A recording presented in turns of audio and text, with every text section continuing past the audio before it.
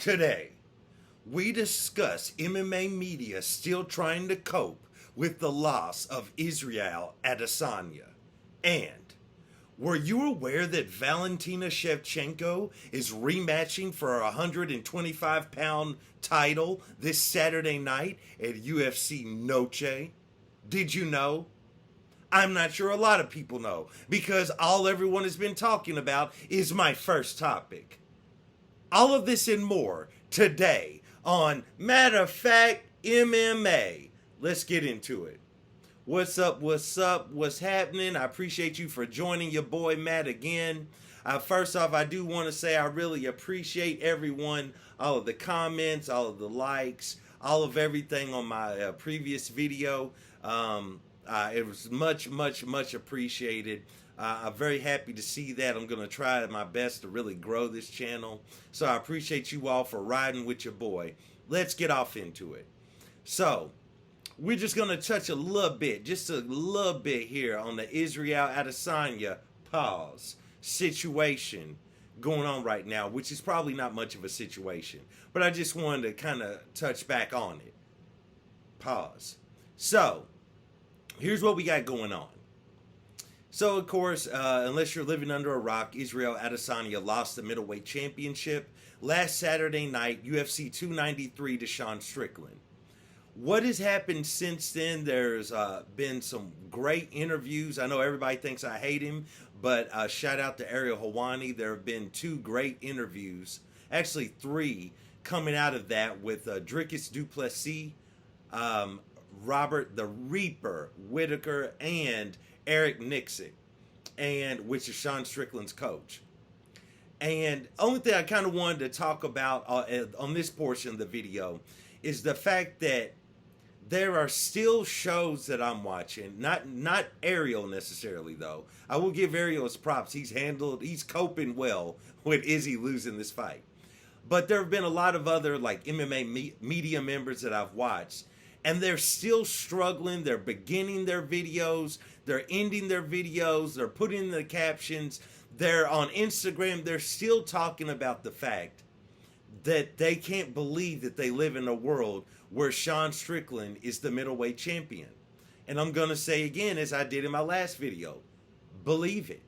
Okay? Your boy lost. Believe it, bro. I know that even I didn't pick it, and I obviously I'm not the biggest Izzy fan, but obviously I didn't pick Sean to win. Hardly anybody picked Sean Strickland to win, and they're still having a tough time grasping the fact, I should say, that Israel Adesanya is no longer the champion. It just is what it is, man. Move on. You know what I'm saying? I mean that to the media members, like. It's one thing to keep talking about it. That's cool. That's what I'm doing. But to keep trying to be like, I can't believe that I live in a world where Sean Strickland, of all people, is the middleweight champion. Bro, just get used to it, bro. I mean, kind of is what it is. And I think that kind of goes along with a lot of Izzy fans' attitude toward this whole situation. And it's like, it happened. This isn't the first upset, and I wouldn't consider this the biggest upset of all time. But, I mean, it kind of is what it is. You're just going to have to deal with it. The dude is not the middleweight champion anymore. And that's just what it is. As well as I feel like a lot of people are having a tough time understanding. I keep seeing media members on their panels and on their shows talking about, were you shocked that this many people were fans of Sean Strickland going into Sydney? Here's the deal, bro. I believe that there are a ton of Sean Strickland fans, so I'm not going to dispute that. But I would say that there's probably, and even Sean said it himself, I don't think it's so much that everyone likes Sean Strickland or they're just willing to cheer for him as much as people are sick of Israel Adesanya. As a fighter, he's outstanding. At least prior to Saturday night. No, I'm just playing. But as a fighter, he's outstanding. He will go down in history as one of the greatest middleweight fighters in the UFC. Not the GOAT, but one of the greatest middleweight fighters of all time. I mean, that's just, it is what it is. I mean, his resume prior to Alex Pereira and prior to Sean Strickland, I mean, outside of that, you only had Yanni Blanco. Jan Blachowicz was the only person that went out there and defeated the man. And he did it by scorecards. So, but it just boils down to when I keep seeing these like these MMA people or pundits or analysts, whatever you want to call them, when they keep talking about this, it's like, bro, it's not so much that everyone is a fan or became a fan of Sean Strickland. They might be a fan of him now after he goes out there and put a mollywhopping on Izzy, but it was more about everyone was sick of Israel Adesanya. They were sick of the shenanigans outside of the octagon, tired of the pettiness, which he's admitted that he's a petty guy, but his pettiness has gone a little bit too far at times. And everybody, I believe, was just sick of him as a whole, as well as everything that came out about dogs, which is a tricky topic, sticky situation. So it's like, bro, you know, it just kind of is what it is. You know, folks are just going to have to deal with it, man. Just wake up and accept it. Sean Strickland is your middleweight champion of the world, and your boy lost. Anyway, let's move on. We're going to get into UFC Noche. It goes down this Saturday night, Mexicans Independence Day weekend, and we're going to get off into it. As in the main event, Alexa Grasso steps into the octagon to try and defend her flyweight championship, 125 pounds, against the former champion, Valentina Shevchenko. And when I'm looking at this fight, if you're expecting a pick here, I only have a fighter that I'm leaning toward, but I can't really pick because this one is going to be hard to call. In previous years of mixed martial arts, this wouldn't be hard to call. But when we're talking about, we were all wondering if Leon Edwards and the kick heard round the world was a legit thing. Leon Edwards went out there and put on a 5-round clinic against Kamaru Usman in the UK. So at the end of the day, you don't really know how this is going to turn out. And when I'm looking at it, you have to wonder, was this a situation in which Alexa Grasso finally achieved all of her skills, realized all her skills, maybe I should say, did everything her coaches were talking about, and just became that woman and that good of a fighter? Was this a case of Valentina aging out? Valentina older, has a lot of miles on her as far as fight miles. Might not so much be her age, which she is in her 30s, but it's more based out of the fact that she's been fighting in mixed martial arts and kickboxing for so long, so many fights. She's been in so many championship fights and been a champion for so long, so many 5-round training camps. Did it all catch up to her? You know, could there have been a slight lack as far as, could she be in a lacking motivation to keep going out there and defending her championship? Did she take Alexa Grasso lightly? You know, I don't really know. Or could it have been a situation where Alexa Grasso wasn't better than Valentina Shevchenko that night? Maybe she's not as good of a fighter as Valentina, but she knew one thing. I've trained this one move. I've trained this back take. I've done this a million times in my training camp. And I know that if Valentina does the spin kick or has any mistake in which I have the opportunity to take her back, I'm taking her back and I'm taking her neck home with me. You know what I'm saying? It could have been something like that. Who really knows? You know what I mean? It could be she had just trained it that much, and when she saw that opening, she took it. So it's hard to call. In interviews, I just saw an interview from yesterday with Mark Ramundi, who was interviewing Valentina Shevchenko, who looked absolutely terrifying. She was dressed in like green camouflage, and Mark Ramundi is talking to her, and she's so serious and poised at the same time.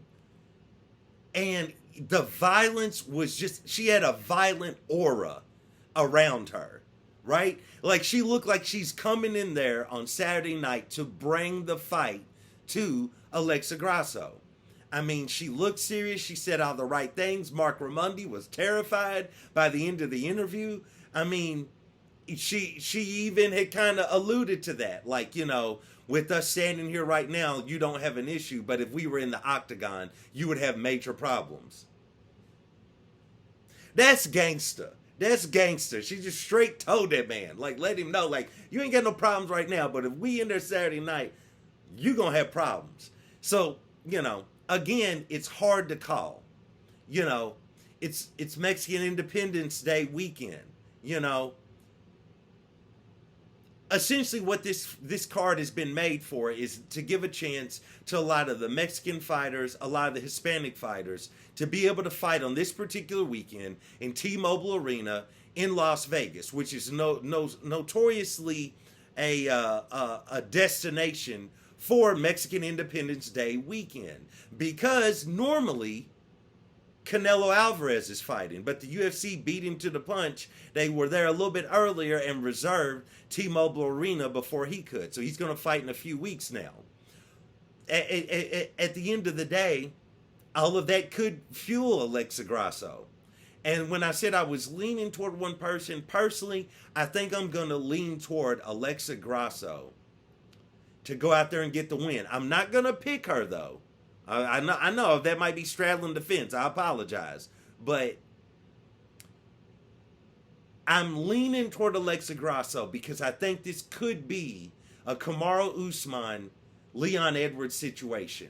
Where I think Alexa Grasso, now that she has won, now that she's been training as a champion, now that she's had quite a few months for it to set in on her, for everything to settle, I have a feeling that she's going to go out there and be able to take this fight to Valentina Shevchenko, I should say, and she might be able to take it. I'm leaning toward Alexa Grasso, but, it's hard. Smart money says you bet on Valentina. Shout out to DraftKings. Your boy will be betting again this weekend. I bet last weekend. I did all right.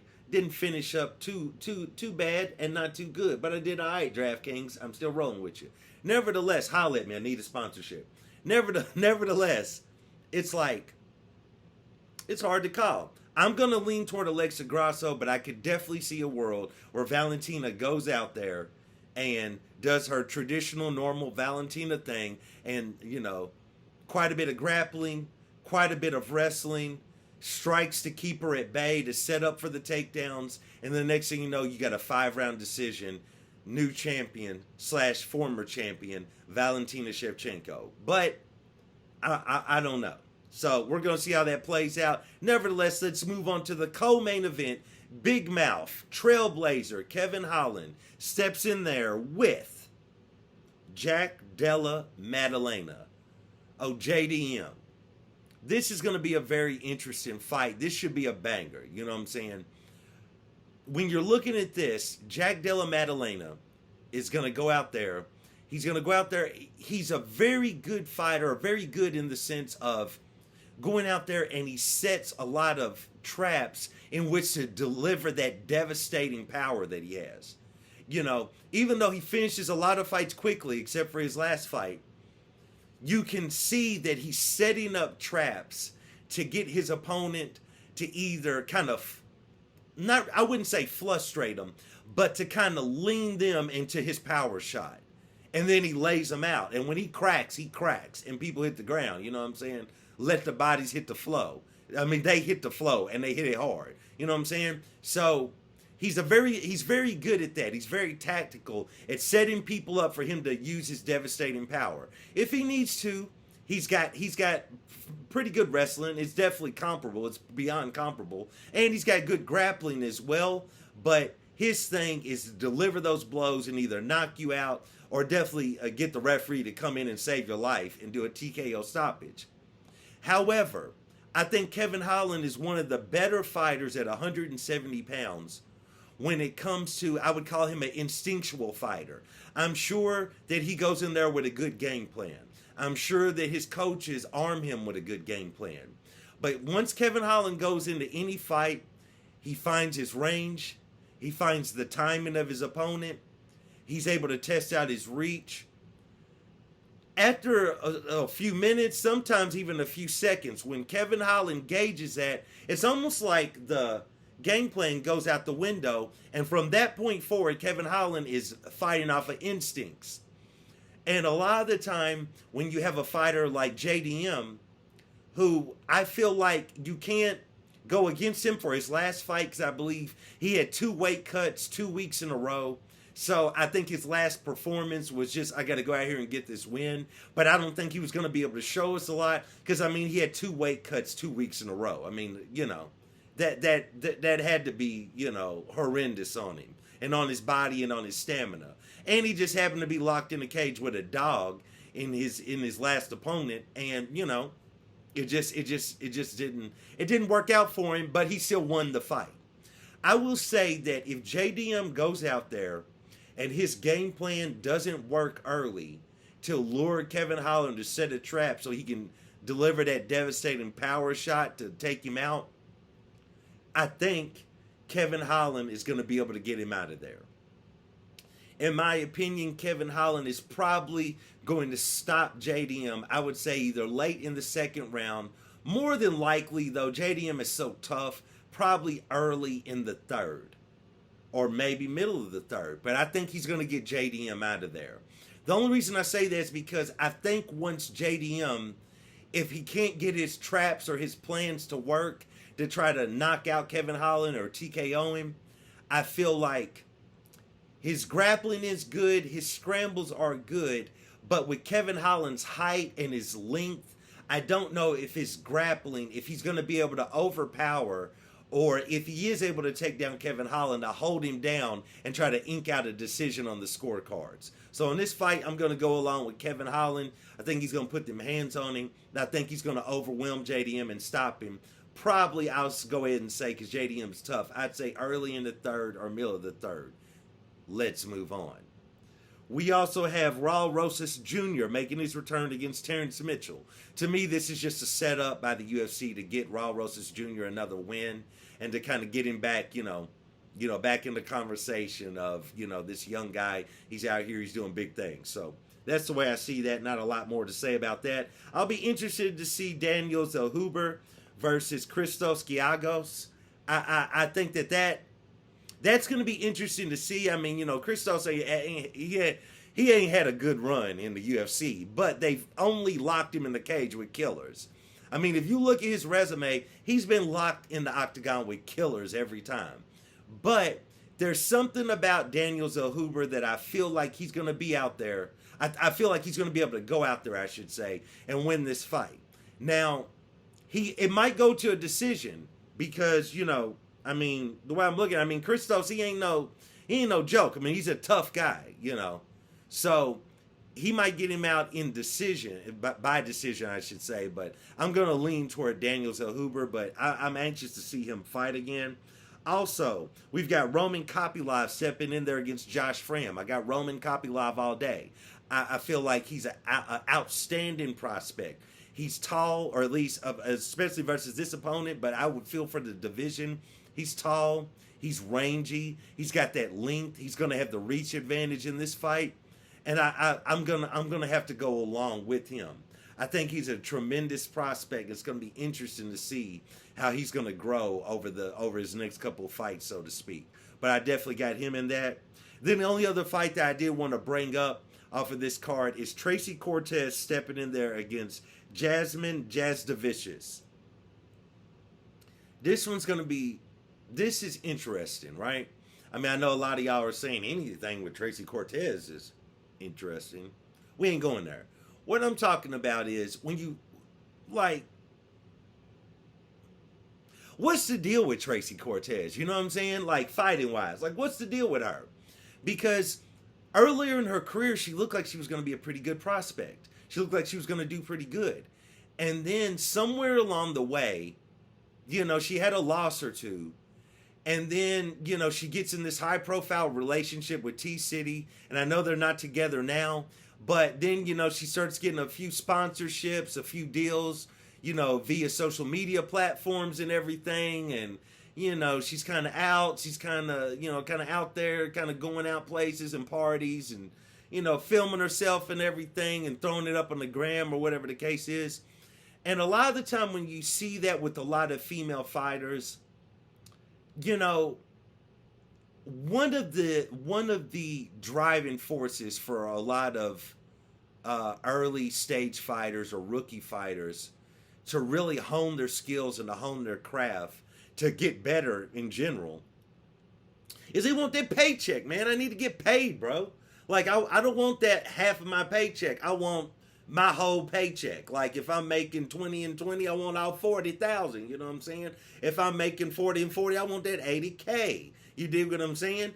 And I don't know how much she's making or what type of contract she would be on. I doubt that it's a large contract. But what I'm saying is that that's part of the driving force for them to get better. And with Tracy Cortez, when you're in this high-profile relationship with T-City was at that time at the top of his division, went on to fight Volkanovski for his second title fight, his first one being his loss to Max Holloway. And I'm sure T-City had a little paper in the bank, you know what I'm saying? Fought for the belt twice. I'm sure you got a little bit of paper, And then she makes a lot of money off endorsements and things like that, sponsorships on Instagram and all these different things.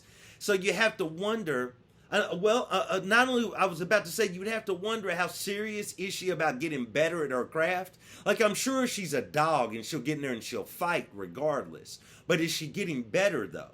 You know what I mean? And the other thing I'll say is, what always happens to her when she goes to fight? Like, every time I turn around, she's pulling out of a fight. Somebody else is out of the fight. The fights fall through. She's injured. She never makes it to the octagon. I really hope she makes it to the octagon Saturday night. But what's going on with that? You know what I'm saying? As well as I saw her brother, he tried out in the Contender Series. He didn't get the contract, but he tried out, and I saw her out in the audience, and it's just like, I don't know how much, by her being able to make money other ways, I'm not sure she has that drive to get better in the gym, which is when you're going to make the leaps and bounds, and then go in the octagon and showcase that. So, I mean, honestly, bro, I'm probably going to lean toward Jasmine to take that fight, because I was definitely impressed by Jasmine. I was definitely impressed by Jasmine in her last fight, and I just don't really know where Tracy Cortez's head is at, as well as Jasmine has got the size advantage and the reach advantage. So we'll see how it goes down. Tracy Cortez could come out there and be like, yo, y'all must have forgot, and do her thing, but I don't really know. So I'm going to lean toward Jasmine on that. Outside of that, a few other good fights on the card. You got, Natan Levy's going out there. I kind of want to see what he's going to do. But, it's basically, as I said earlier in this video, it's a card to showcase a lot of the Hispanic and Mexican fighters in front of a pro-Hispanic Mexican crowd on Mexican Independence Day. So it's going to be cool to see. The crowd is going to be lively. They're going to be wild. There's going to be a ton of cheering. So it should make for an outstanding card. If anything, for sure, the T-Mobile Arena will not be quiet. Plus, you're getting a title fight out of it. So we will see how it goes down. We will see how it plays out. Can Alexa Grasso go out there, throw out that arm, and stop the Chevy truck that is Valentina Shevchenko? We gonna find out, or maybe it's Shevchenko. Either way, she a Chevy truck, and she's rolling into the octagon on Saturday night on Mexican Independence Day to do damage. We're gonna see how it's gonna play out. I'm still leaning toward Alexa Grasso. We're going to see how it's going to play out. I appreciate you guys for checking out another episode of Matter of Fact MMA. And I really appreciate all the love on the last video, all the comments, all the likes, all the views. I really thank you. And, until next time, peace.